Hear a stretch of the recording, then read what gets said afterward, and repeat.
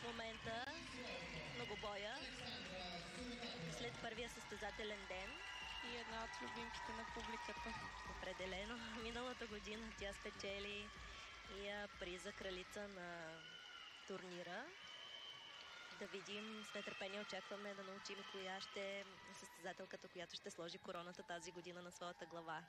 Но преди това, нека видим нейното изпълнение с бухалки.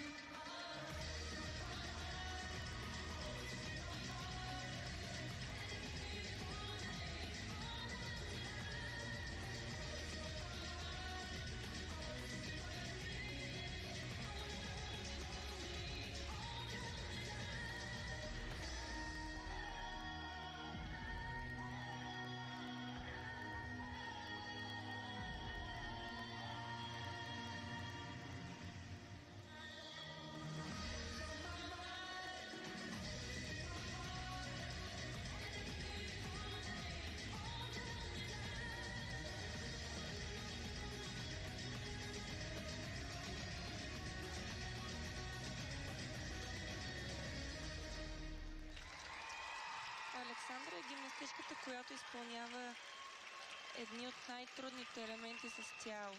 Говоря за трудностите с тяло.